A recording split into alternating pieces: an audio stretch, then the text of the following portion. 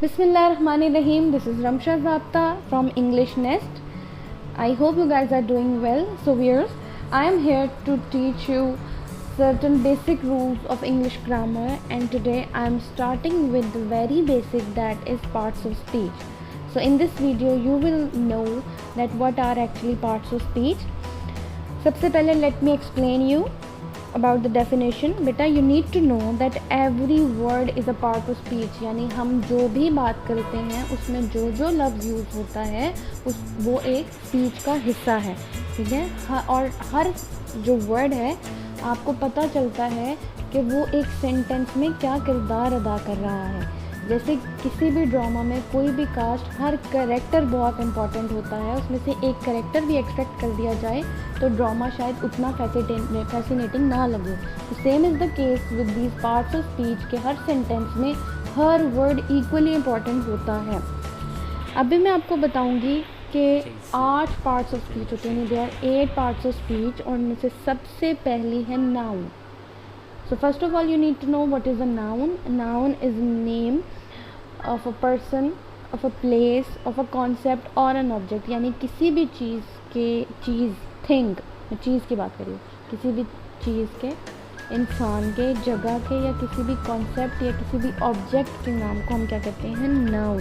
Basically any thing that's a thing is a noun, यानी कोई भी चीज़ जो है वो नाउन कहलाती है। बास्केटबॉल की बात करें वो भी नाउन है, बास्केटबॉल कोर्ट की बात करें वो भी नाउन है, मुल्तान की बात करें वो भी नाउन है, सिटी की बात करें वो भी नाउन है, और अगर हम कोई नाम लें, इमरान खान लेट्स सपोज, तो वो भी एक नाउन है।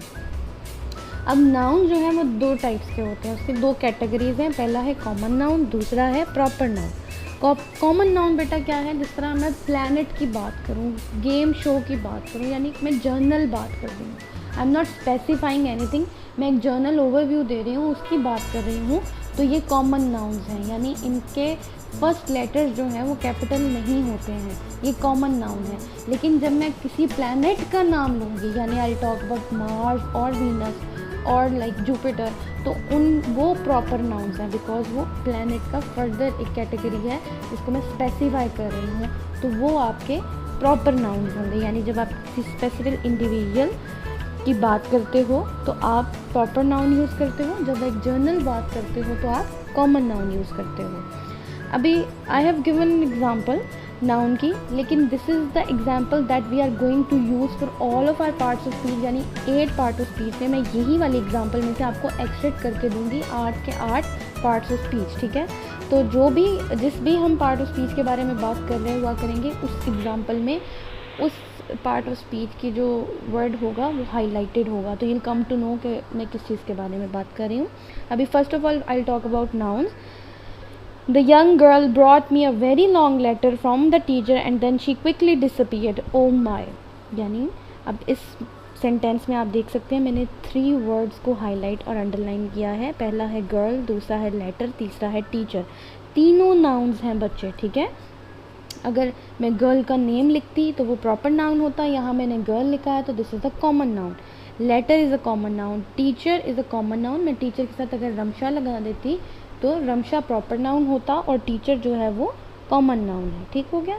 अभी सेकंड हमारा जो पार्ट ऑफ स्पीच है दैट आर प्रोनाउंस। प्रोनाउंस क्या होते हैं बच्चे, आप मेरी बात गौर से सुनिएगा। जब आप किसी चीज़ को बार बार रिपीट करते हैं, either it is a name or any word, या मोनोटनस कर देते हैं, जैसे मैं अभी कहूँ teacher Ramsha is teaching us parts of speech, teacher Ramsha has told us that parts of speech है, there are 8 parts of speech, teacher Ramsha is telling us about pronouns right now, so no you know this is very irritating to listen to the teacher Ramsha word again and again. So what we will do is will take a substitute, हम teacher Ramsha का एक substitute निकालेंगे, हम पहले sentence में teacher को introduce करा देंगे, आगे हम उनकी जगह शी का वर्ड यूज़ करेंगे। तो जो हम शी का वर्ड यूज़ करेंगे that is basically a pronoun, यानी आप नाउन को सब्सटीट्यूट करने के लिए, रिपीटिशन को अवॉइड करने के लिए जो वर्ड्स यूज़ करते हैं those are pronouns. Pronouns are the words you substitute for specific nouns when the reader or listener knows which specific noun you are referring to. जब आपने पहले सेंटेंस में एक प्रॉपर नाउन इंट्रोड्यूस करा देंगे आप, तो उसके बाद आप उसकी जगह प्रोनाउंस यूज़ करेंगे। हम ये भी कह सकते हैं Jennifer was suppose to be here at 8 then followed with she is always late, next time I will tell her to be here a half hour earlier. हमने कहा जेनी, अब हमें इस पूरे सेंटेंस में पता है कि we are talking about Jennifer. दोबारा हम नहीं कहेंगे जेनिफर इज़ ऑलवेज लेट और next time I will tell Jennifer to be here half hour earlier, बल्कि अब हम उसकी जगह प्रोनाउंस यूज़ करेंगे, क्योंकि अब रीडर को या लिसनर को पता है कि we are talking about Jennifer. कौन कौन से प्रोनाउंस हैं बच्चे? He, she, we, it, they, him, her, that, this, himself, herself, themselves. ये हम according to the situation, according to the noun हम इसको सब्स्टिट्यूट करते जाते हैं। Now coming back to the same example which I have shown you in nouns. अभी हम उसी के बारे में बात कर रहे हैं, लेकिन अब हम उसमें क्या हाईलाइट करेंगे? हम pronounce. The young girl brought me a very long letter from the teacher and she quickly disappeared. अब हमें पता है कि मी कौन है, मैं अपनी बात कर रही हूँ, और शी कौन है, वो लड़की जो लेके आई है। अब रीडर को भी पता है कि मैं अपनी और वो उस लड़की यंग गर्ल की बात कर रही हूँ जो लेके आई है। उसकी जगह मैंने ये बात नहीं कि the young girl brought teacher Ramsha a very long letter from the teacher and then the young girl quickly disappeared। अब मैंने उसको क्या किया है? सब्स्टिट्यूट कर दिया है स्मॉल प्रोनाउंस के साथ। ठीक हो गया? Now moving towards the third part of speech, that is the most important one, that is the verb। verb क्या है बेटा? a verb expresses action or being in action, यानी आप कोई काम कर रहे हो या आप उस सिचुएशन में हो के काम हो रहा है, उसको हम verb कहते हैं। the verb in a sentence expresses action or being in action। there is a main verb and something one or more helping verbs। किसी भी सेंटेंस में यह मेन वर्ब होता है और इसके साथ एक हेल्पिंग वर्ब होता है और एक लिंकिंग वर्ब भी होता है। वो मैं आपको साथ साथ बताऊंगी कि कैसे होता है। She can sing, sing is the main verb, can is the helping verb. बेटा सिंग जो है वो आपका मेन वर्ब है, यानी गाना गा रही है, और कैन जो है, जो शी और मेन वर्ब को, यानी आपके प्रोनाउन को और आपके मेन वर्ब को जो आपस में सेंस बना रहा है, that is your helping verb. अभी मैं बात करूँगी उसी सेंटेंस की। अभी मैं आपको बताऊँगी कि वर्ब उसी सेंटेंस में से कौन से थे। The young girl brought me a very long letter from the teacher and then she quickly disappeared. इधर क्या है? ब्रॉट यानी लाई, उसने कोई एक्शन किया है, दैट इज़ अ वर्ब, और डिसअपीयर्ड ये भी एक बीइंग इन एक्शन है, यानी वो गायब हो गई, that is also a verb. सही हो गया? अब मैंने अभी आपको बताया कैन यहाँ यूज़ करके हेल्पिंग वर्ब। मैं आपको एक एडिशनल इन्फॉर्मेशन दे रही हूँ, that is the linking verb. Linking verb क्या होता है बेटा? जो किसी भी नाउन की उसकी ट्रेट या फ्यूचर के साथ उसको लिंक करता है। जैसे मैं कहूँ Shahid Afridi is a cricketer. अब Shahid Afridi is a noun, cricketer is his attribute या उसका एक फीचर है, तो इस जो इन दोनों को आपस में लिंक कर रहा है, एज अ ब्रिज काम कर रहा है, that is a linking verb.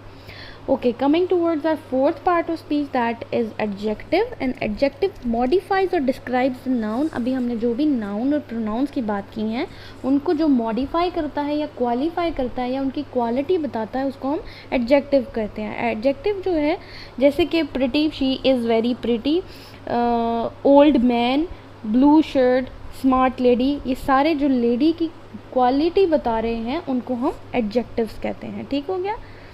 जैसे the young girl brought me a very long letter from the teacher and then she quickly disappeared, oh my.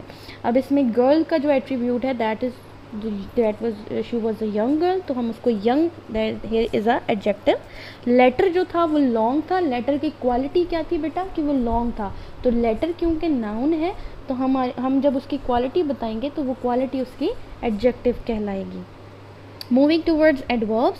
Adverb जिस तरह बेटा एडजेक्टिव नाउन और प्रोनाउन को क्वालिफाई कर रहे होते हैं, एडवर्ब उसके नाम से ही पता चलता है कि वो वर्ब को क्वालिफाई कर रहा होता है।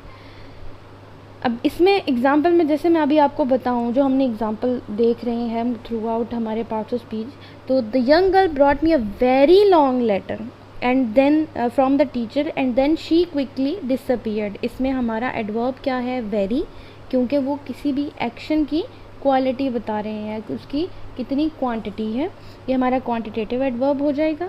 From the teacher and then, अब देन भी हमारा क्वांटिटेटिव हो जाएगा कि हम कब लाई, एंड शी क्विकली डिसअपियर्ड। अब डिसअपियर्ड हमारा वर्ब था, तो वो बहुत जल्दी वहाँ से डिसअपियर हो गई।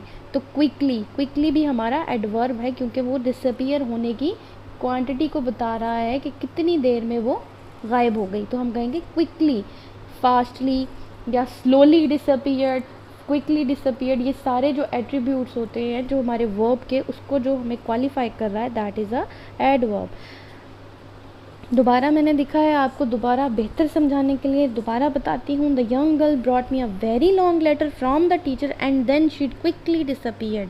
अब वेरी लॉन्ग लेटर के बारे में बात करें, वेरी जो है उसकी क्वालिटी है, क्विकली है, ये सारे जो किसी भी वर्ब को क्वालिफाई कर रहे हैं, उसकी क्वांटिटी को बता रहे हैं, उसकी क्वालिटी को उसके मॉडिफाई कर रहे हैं, वो सारे एडवर्ब होते हैं।